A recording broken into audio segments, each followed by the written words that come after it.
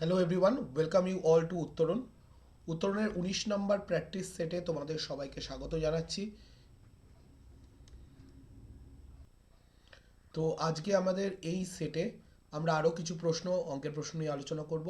আমরা যেমনটা বলেছিলাম তোমাদের, আমাদের এই পরীক্ষাগুলোর target mainly WBP constable, lady constable এবং এসএসসি জিডি। আরও একটা ব্যাপার যেটা আমি বারবার তোমাদের বেশ কয়েকবার বলে এসেছি, সেটা হচ্ছে যে এই পরীক্ষাগুলো যদিও আমরা প্রাইমারিলি এই কনস্টেবল, লেডি কনস্টেবল এবং এসএসসি জিডিকে ফোকাস করে করছি, কিন্তু তার মানে এই নয় যে প্রত্যেক পরীক্ষায় অঙ্কের সিলেবাস চেঞ্জ হয়ে যাচ্ছে। এই লেভেলের আরও কিছু পরীক্ষা আছে, যেমন ক্লার্কশিপ প্রিলিমস, ডাব্লিউবিপি কনস্টেবল তো বললামই, তোমার যেমন ফুড এসআই, তারপর মিসলেনিয়াস প্রিলিমস, ক্লার্কশিপ প্রিলিমস, এই পরীক্ষাগুলোও কিন্তু এই লেভেলেরই কোশ্চেন আসবে। সুতরাং তার জন্য তোমরা এই প্রশ্নগুলোকে প্র্যাকটিস করতে পারো। সেটা তুমি জিকে বলো, সেটা তুমি সায়েন্স বলো, ইংলিশ বলো বা অঙ্ক বলো। কিছু পরীক্ষায় সায়েন্স নিয়ে থাকে না, কিছু পরীক্ষায় ইংলিশ থাকে না, আবার কিছু পরীক্ষায় তোমার রিজনিং থাকে না। তো বাকি যেগুলো থাকে সেগুলো কিন্তু এই লেভেলেরই থাকে। সুতরাং খুব একটা ওরি হওয়ার দরকার নেই যে আমি এইটা করব, এখানে বাকি পরীক্ষাগুলো কভার হবে কিনা। একদমই কভার হবে, 100% কভার হবে। তাই বলছি, আমরা আরও নতুন জিনিস আনতে চলেছি, কিন্তু ততক্ষণ পর্যন্ত চ্যানেলটাকে অবশ্যই সাবস্ক্রাইব করে রাখো, যাতে রেগুলার নোটিফিকেশনগুলো পেতে থাকো।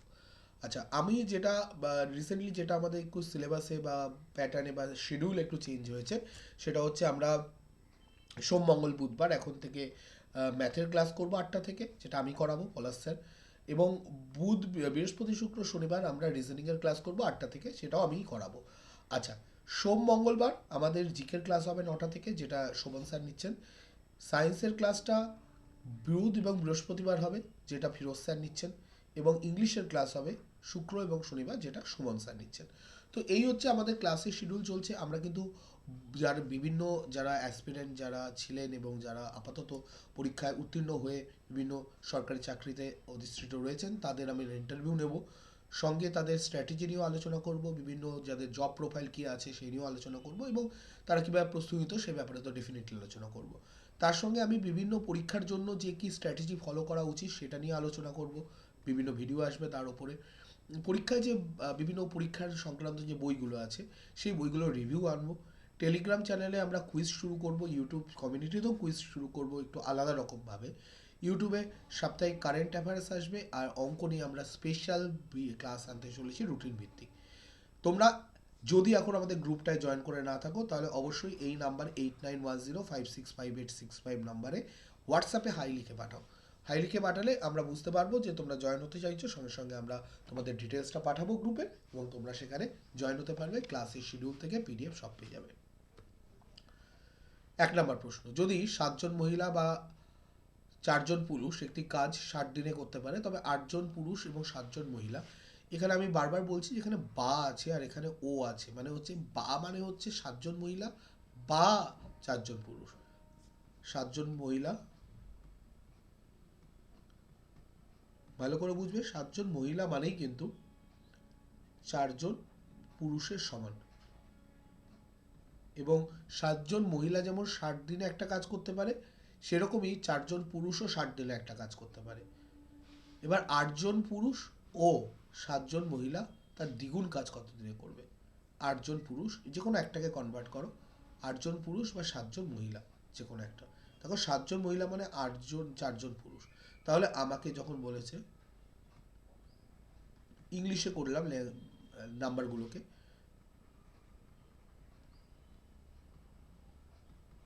8জন পুরুষ, 7জন মহিলা। 8জন পুরুষকে 8জন পুরুষই রাখলাম, 7জন মহিলাকে আমি 4জন পুরুষে কনভার্ট করে দিচ্ছি।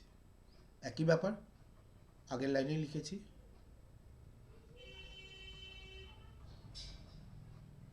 তাহলে টোটাল 12জন পুরুষ। তাহলে আমি এখানে এবার কি বলতে পারি, যে 4জন পুরুষ একটা কাজ 60 দিনে করে। তাহলে 12জন পুরুষ, আচ্ছা, একজন পুরুষ কি করবে?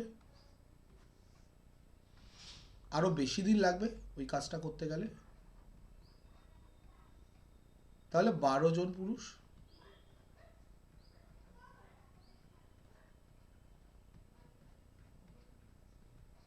20 দিনে। ওয়েট করো, অ্যান্সার এখন আসেনি। এটা কিন্তু কারেক্ট অ্যান্সার নয়, 20 নয়। কেন? দ্বিগুণ কাজ বলেছে। তার 2 গুণ কাজ করতে গেলে 2 গুণ সময় লাগবে।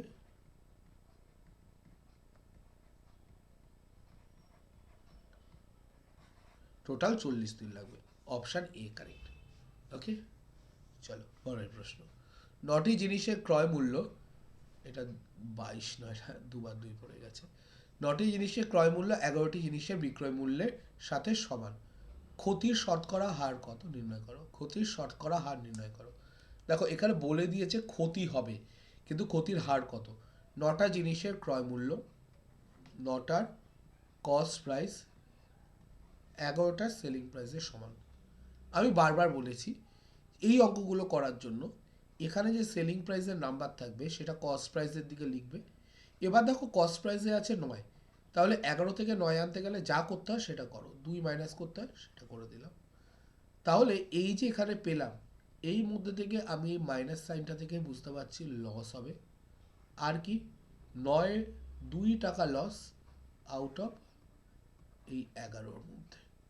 তাহলে লসের হার কত? 200/11%। 11 অক্ষে 11, 90, 8 11 88, 18 পূর্ণ 2-এর 9, 2-এর 11%। Option A correct.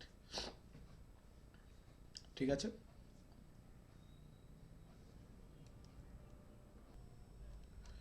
এরপরে কি বলেছে? 3 নম্বর প্রশ্ন। একটি সৈন্য শিবিরে 200 জন লোকের 150 দিনের খাবার মজুদ ছিল। 20 দিন পর 70 জন সৈনিক মারা গেল। মজুদ খাবার বাকি সৈন্যদের কতদিন চলবে? তাহলে 200 জন লোকের 150 দিনের খাবার মজুদ ছিল, 20 দিন পার হয়ে গেছে। তাহলে আমি এখন বলতে পারি 200 জন লোকের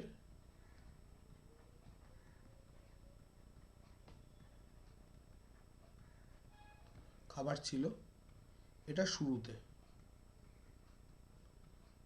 কিন্তু এখন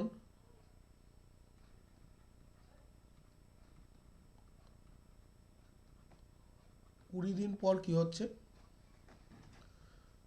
200 জন লোকের 150, 20 দিন হয়ে গেছে, -20, 130 দিনের খাবার রয়েছে। ঠিক আছে, এবার 70 জন সৈনিক মারা গেছে। তাহলে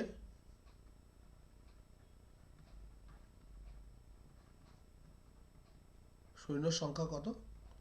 200 থেকে 70 বাদ দাও, 130 জন। তাহলে আমি এখন প্রশ্নটাকে এরকম ভাবে করতে পারি। কত দিন চলবে বলেছে?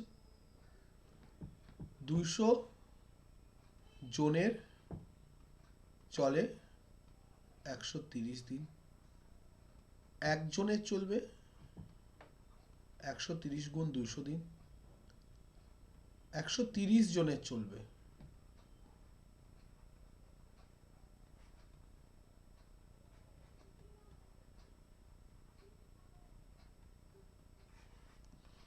200 দিন। Option D correct.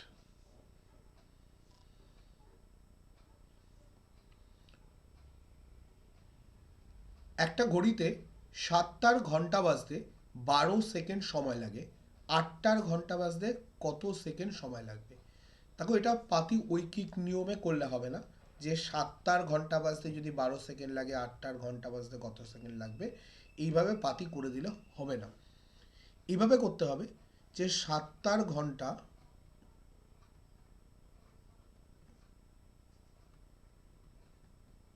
বাজার সময় গ্যাপ কতগুলো, গ্যাপ কতগুলো? দেখো 7টার ঘন্টা মানে একটা থেকে দুটোর মধ্যে একবার বাজবে। তাহলে কতগুলো গ্যাপ? মানে দেখো, প্রথম ঘন্টা দ্বিতীয় ঘন্টার মধ্যে প্রথম ঘন্টা বাজলো, দ্বিতীয় ঘন্টা, তৃতীয় ঘন্টা, চতুর্থ ঘন্টা, পঞ্চম ঘন্টা, ষষ্ঠ ঘন্টা, সপ্তম ঘন্টা। একটা গ্যাপ, একটা গ্যাপ, একটা গ্যাপ, একটা গ্যাপ, একটা গ্যাপ, একটা গ্যাপ। তাহলে টোটাল 6টা গ্যাপ হলো। যতগুলো ঘন্টা বাজবে, যতবার ঘন্টা বাজবে তার -1। তাহলে এটা 6টি। আর 8টার ঘন্টা বাজবে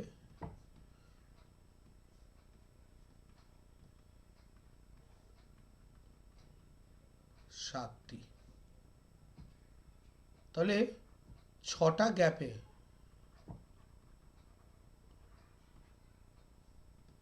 12 সেকেন্ড সময় লাগে। একটা গ্যাপে 12/6 সেকেন্ড। আর 7টি গ্যাপ হলে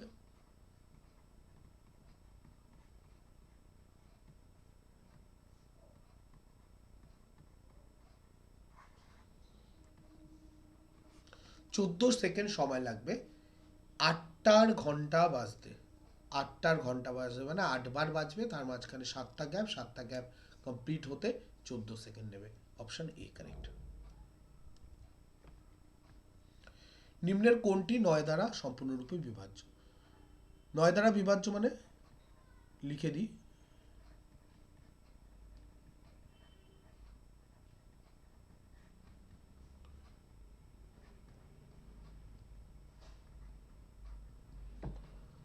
অঙ্কগুলোর যোগফল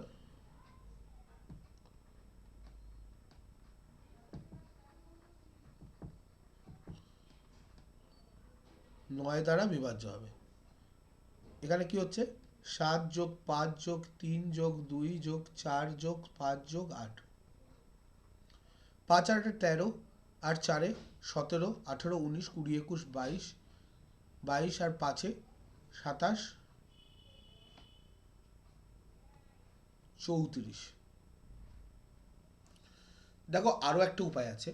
যদি এরকম কিছু ডিজিট পাও যেগুলো যোগফল 9 বা 9-এর গুণিতক, তাহলে সেইগুলোকে কাউন্ট না করলেও তোমার কোনো সমস্যা নেই। যেরকম আমি যদি দেখি এখানে 7 আর 2-কে কাউন্ট করছি না, ঠিক আছে, কারণ এটা যোগফল 9 হচ্ছে। তারপরে 5 আর 4-এ 9 হয়ে যাচ্ছে।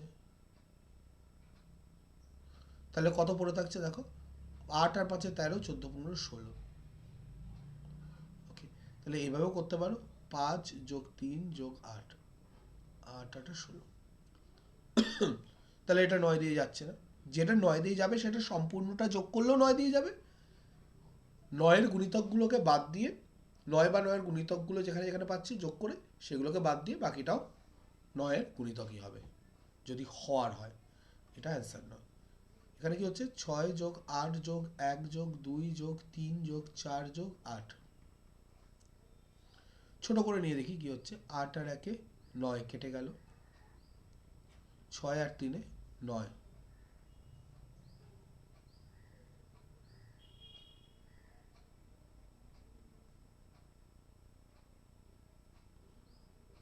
এটা হবে 14।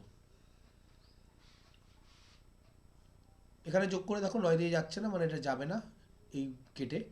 এবার আমি এটা যোগ করেও দেখতে পারি, তাও যাবে না শিওর। গেলে দুটোতেই যেত। 8 আর 4-এ 12, 13, 14, 15, 16, 17, 18, 18 আর 8-এ 26, 19, 26, 27, 28, 29, 30, 30, 32। যাবে না, স্বাভাবিক ব্যাপার। এখানে কেটে কুটে কি হচ্ছে? 6 আর 3-এ 9 কেটে গেল, 5 আর 4-এ 9। এটা মিলবে, 8 2 16 আর 2-এ 18। এটা হবে। চেক করে দেখি পুরোটা যোগ করো। 6+2+3+4+5+8+8। 8 2 16 আর 5-এ 21, 22 23 24 25 26 27 28 29 30 আর 6 36। দেখতে পাচ্ছ 4 নং 36, এটা মিলে যাচ্ছে। তাহলে এটা আর দেখার দরকার নেই, এটা চেকই করছি না। তাহলে সি কারেক্ট অ্যান্সার। এখানে সি হচ্ছে 9 দ্বারা বিভাজ্য। তাহলে পদ্ধতিটা বোঝা গেলে।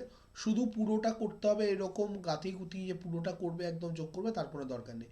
যেখানে 9 বা 9 গুণিতক পাচ্ছ, অ্যাপারেন্টলি দেখে বুঝতে পারছো, সেগুলোকে বাদ দিয়ে দাও, বাকিটাকে শুধু যোগ করে চেক করো। একটি পণ্যের দ্রব্যমূল্যের উপর করের পরিমাণ 15% হ্রাস পেলে এর খরচ 15% বৃদ্ধি পেলে এবং খরচ 15% বৃদ্ধি পেল, এর ফলে রাজস্ব আদায়ের হার শতকরা কত শতাংশ হ্রাস পেল? দেখো প্রশ্নটা কি বলেছে, পণ্যদ্রব্যের করের পরিমাণ 15% বেড়েছে,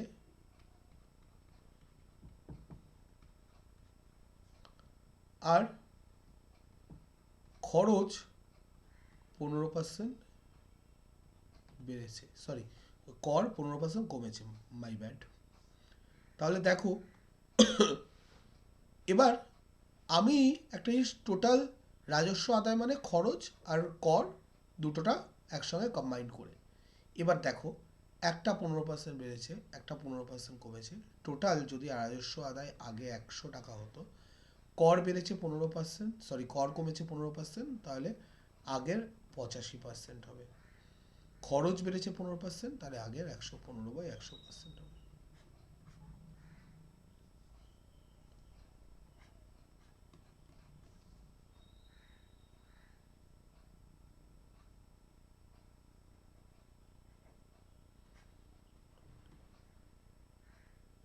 পাঁচ দিয়ে 4, 3 17 51 এক হাতে 5, 17 দুগুণি 34 আর 5 39/4।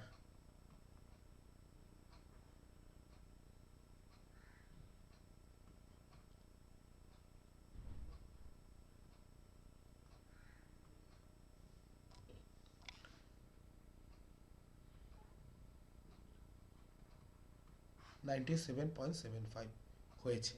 এবার তাহলে কত কমেছে, আমি শর্টকাট বলে দেব, -2.25%।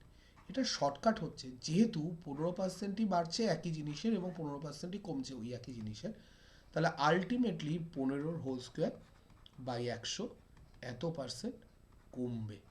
তাহলে এখানে কত হচ্ছে, 225/100% কমবে, তাহলে 2.25% কমবে, এটা বলতেই পারি।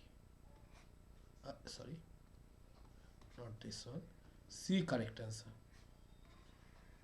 ঠিক আছে, এটা শর্টকাট মেথড। দুইজন প্রার্থীর মধ্যে একটি নির্বাচনে একজন প্রার্থী যে মোট ভোটের 40% পেল, সে 1500 ভোটে পরাজিত হলো। তাহলে জয়ী আর পরাজিত, জয়ী যে, পরাজিত যে সে 40% পেয়েছে, জয়ী যে 7% পেয়েছে, এবং 1500 ভোটে পরাজিত হলো, তাহলে 20% ভোটে পরাজিত হলো। এই 20% মানেই তো 15,000 ভোট, তাই না? বিজয়ী প্রার্থী 60% পেয়েছে, সেটা কত? দেখো 20 3 গুণ হচ্ছে এটা 60%, তাহলে 15,000-এর 3 গুণ ভোট পাবে,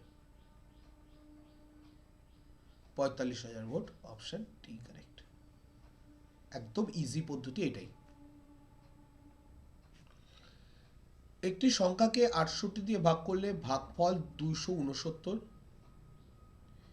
একটি সংখ্যা যদি এ হয়, তাকে যদি 68 দিয়ে ভাগ করা হয়, তাহলে ভাগফল 269 আসছে, ভাগশেষ 0 আসছে। তাহলে সংখ্যাটি কত, যেটা এ, 269 ইন্টু 68, একে 67 দিয়ে ভাগ করলে ভাগশেষ কত হবে? দেখো একটা তো পদ্ধতি হয় যে তুমি একদম পাতি এটাকে ভাগ ভাগ করো, পুরো করো, ক্যালকুলেট করো, গুণ করো, গুণ করে 68 দিয়ে ভাগ দাও। বাট আরেকটা হয় রিমাইন্ডার থিওরেম। শুনে খুব কঠিন, একটা নতুন থিওরেম মুখস্থ করবে এর জন্য, কোনো থিওরেম নয়, এটা অ্যাকচুয়ালি একটু খুব সোজা পদ্ধতি। কীরকম, দেখো 269 আর 68কে গুণ করে তুমি 67 দিয়ে ভাগ করছো, তুমি না ইন্ডিভিজুয়াল ভাগশেষ বের করো, মানে আগে 269কে ভাগ করে ভাগশেষ বের করো 67 দিয়ে, আর 68কে ভাগ করো 67 দিয়ে, কত ভাগ শেষ হয়? দেখো 68কে 67 দিয়ে ভাগ করলে 1 ভাগ শেষ আসে। 269কে ভাগ করলে, করে দেখো 67 দিয়ে,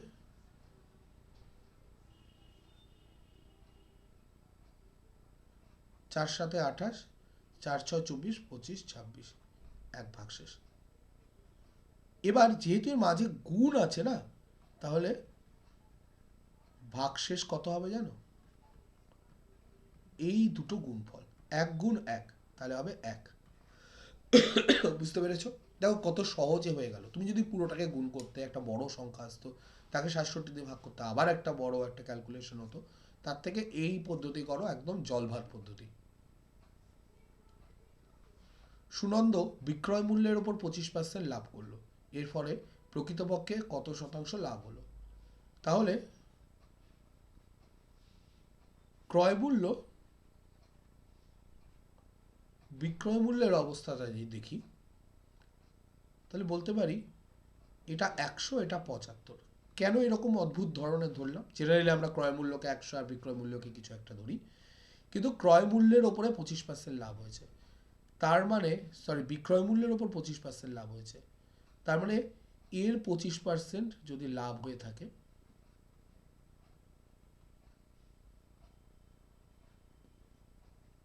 তার মানে 25 টাকা। তাহলে ভাবো না, 25 টাকা মানে কি হচ্ছে? 100 থেকে 25 কমেই ক্রয় মূল্য আসবে না কেন? এবার ভাবছি মাইনাস করছি কেন? সিম্পল ব্যাপার, ক্রয় মূল্য যদি বেশি হয়ে যায়, বিক্রয় মূল্য কম হয়ে যায়, যদি যোগ করতাম, তাহলে কি হতো? তাহলে তো এটা কম হয়ে যেত। ধরো যোগ করলাম, ওখানে 125 ক্রয় মূল্য, বিক্রয় মূল্য 100। এবার একটু ভাবো তো, এটা কোনোদিনও হতে পারে? নিজে ভাবো। তাহলে তো ক্রয় মূল্য বেশি, তার মানে তো লস। বেশি দামে কিনে কম দামে বিক্রি করলে লস, তার মানে কম দামে কিনে বেশি দামে বিক্রি করেছে। ক্লিয়ার? এবার ভাবি, 75 টাকায় আসলেও লাভ হচ্ছে 25 টাকা, এটা হচ্ছে ক্রয় মূল্যের উপরে হিসেব। তাহলে 100 টাকায় কত লাভ হয়েছে? 25/75 গুণ 100,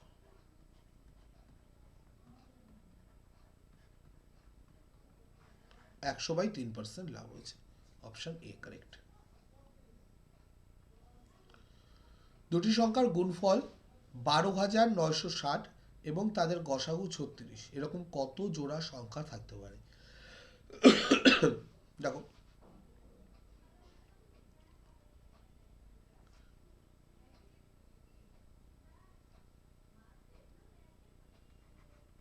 দুটো সংখ্যা যদি এ আর বি হয়,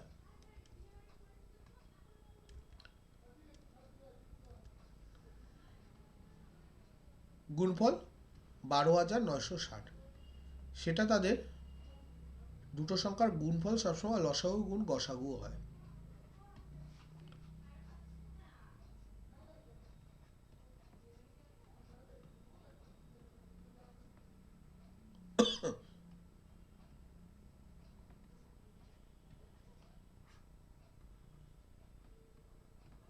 এটাকে আবার 6 দিয়ে কাটলে 160,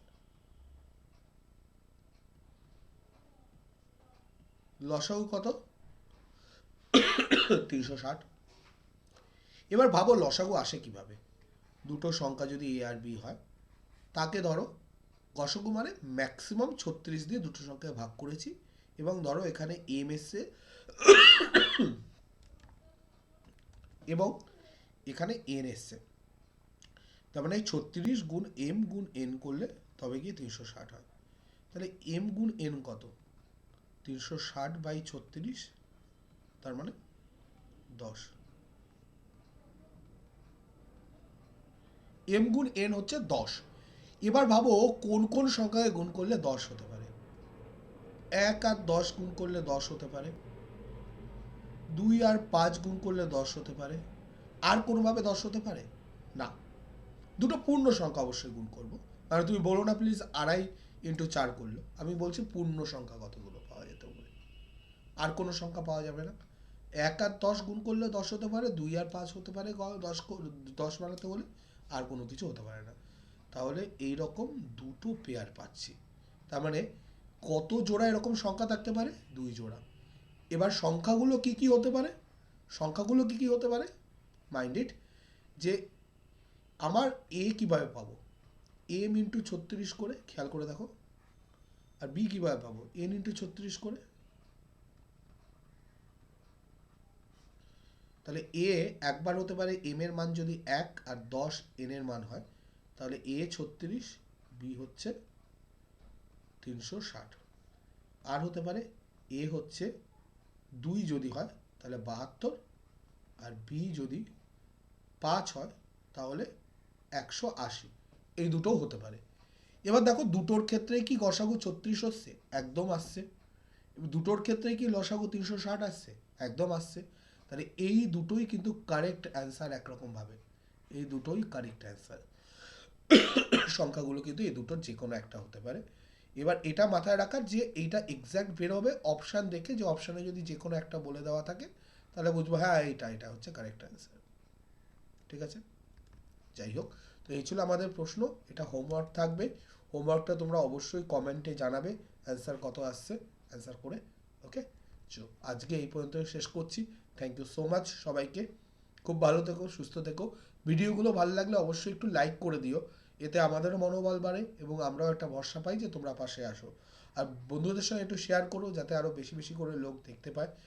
এবং চলো দেখা হবে আবার পরের ভিডিওতে। টাটা।